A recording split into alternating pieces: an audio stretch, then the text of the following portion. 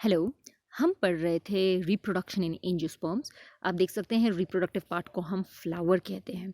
इस फ्लावर में एक फीमेल रिप्रोडक्टिव पार्ट है जिसे हम कार्पल या पिस्टल के नाम से जानते हैं, या जिसे हम मेगा स्पोरोफिल भी कह सकते हैं। मेगा स्पोरोफिल यानी कि ऐसी लीफ जो मेगा स्पोर प्रोड्यूस करती है। It has a stigma, a style, a ovary, और ओवरी के अंदर ओव्यूल्स प्रेजेंट होते हैं। So you can see this is the stigma, the style, the ovary, and इसके अंदर ओव्यूल्स प्रेजेंट हैं। This is known as a carpel और the pistil. The male reproductive system is also known as stamen, या हम इसे microsporophyll के नाम से जानते हैं, यानी ऐसा लीफ जो माइक्रोस्पोर प्रोड्यूस करता है। It has two part, an anther and a filament, right? This is the anther and the filament. So this is the male and the female reproductive part. तो ये मेल रिप्रोडक्टिव पार्ट स्टेमन या microsporophyll आप देख सकते हैं। इसमें ऊपर anther है, दो लोब्स, और एक नीचे फिलामेंट है। एंथर के अंदर अक्सर दो चैम्बर्स होते हैं, एक लोब के अंदर दो चैम्बर्स होते हैं जिनको हम बोलते हैं पॉलन सैक्स। तो आप यहाँ देख सकते हैं कि अगर आप इसको ऐसे कट कर देंगे तो आपको 4 पॉलन सैक्स नजर आएंगे, जिन्हें हम माइक्रोस्पोरेंजियम भी कहते हैं।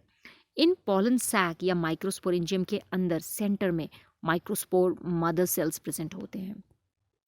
एक microspore mother cell meiosis undergo करेगा, meiosis 1 and meiosis 2, to form 4 microspores. हर माइक्रोस्पोर एक इस तरह का पॉलन ग्रेन बनाता है जिसे हम मेल गेमीटोफाइट के नाम से भी जानते हैं। Mail gametophyte, because this is haploid in nature. Each pollen grain or the male gametophyte will have a protective covering, exine, intine, और अंदर दो सेल्स होंगे, एक बड़ा सेल वेजिटेटिव सेल और एक छोटा सेल जिसे हम जेनरेटिव सेल के नाम से जानते हैं। Now this was the male reproductive system. The female reproductive system आपके के अंदर मेगास्पोरेंजियम या ओव्यूल प्रेजेंट होता है। So this is like the whole ovary. Ovary के अंदर ये जो छोटे छोटे स्ट्रक्चर्स हैं इनको हम ओव्यूल के नाम से जानते हैं। ओव्यूल में प्रोटेक्टिव कवरिंग यानी कि इंटेग्यूमेंट होता है। ये देखिए, this is the first integument and ये सेकेंड इंटेग्यूमेंट है। ये दोनों इंटेग्यूमेंट ओव्यूल को प्रोटेक्ट भी करता है और बाद में सीड का छिलका भी बनता है, जैसे आपने बादाम का छिलका देखा होगा या राजमा की दाल का छिलका देखा होगा। इसके अंदर ये जो टिश्यू है जो ये फूड प्रोवाइड करेगा, इसे न्यूसिलस के नाम से जानते हैं। ये ख़त्म हो जाता है या कुछ कुछ सीड्स में बचा भी रहता है after the formation of seed और फर्टिलाइजेशन। न्यूसिलस के अंदर अक्सर एक सेल प्रेजेंट होता है जिसे हम बोलते हैं मेगास्पोर मदर सेल। ये megaspore mother cell this megaspore mother cell ये मियोसिस अंडरगो करके 4 मेगास्पोर्स फॉर्म करेगी, जिसमें से 3 मर जाएंगे और एक मेगास्पोर सर्वाइव करता है।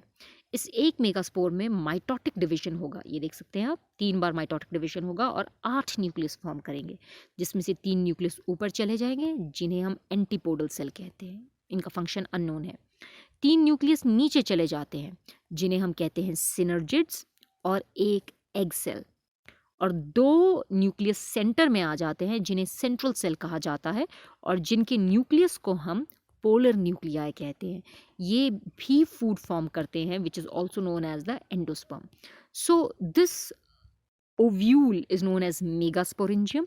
इसके अंदर मेगास्पोर मदर सेल है जो मियोसिस अंडरगो करके फीमेल गेमीटोफाइट बनाता है, which is known as the embryo sac. इस एम्ब्रियो सैक में 3 सेल ऊपर हैं, एंटीपोडल सेल, 3 सेल नीचे हैं जिसमें से 2 सिनर्जिड्स और एक एग है, और सेंटर में एक सेल है जिसे हम सेंट्रल सेल कहते हैं, जिसमें 2 पोलर न्यूक्लियाई प्रेजेंट हैं जो बाद में दोबारा फूड फॉर्म करेंगे।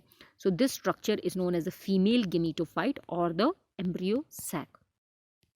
Now during reproduction, pollen grain यानी कि मेल गेमीटोफाइट हवा के थ्रू, पानी के थ्रू या इंसेक्ट के थ्रू मेल रिप्रोडक्टिव सिस्टम से स्टिग्मा पर फॉल करता है। इस प्रोसेस को पॉलिनेशन कहते हैं।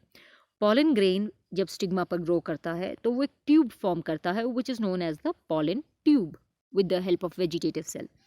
पॉलन ट्यूब स्टाइल के थ्रू ओवरी में एंटर करता है और ओवरी के थ्रू ये ओव्यूल में एंटर करेगा, राइट? इसमें 2 न्यूक्लियस होते हैं। जो पहला न्यूक्लियस है वो एग के साथ कंबाइन करता है टू फॉर्म द जाइगोट। जो सेकेंड न्यूक्लियस है वो सेंट्रल सेल के साथ कंबाइन करके फॉर्म करता है द पोलर एंडोस्पर्मिक न्यूक्लियस और PEN, राइट। तो आप यहाँ देख सकते हैं कि किस तरह से पॉलन ग्रेन ने पॉलन ट्यूब फॉर्म की है।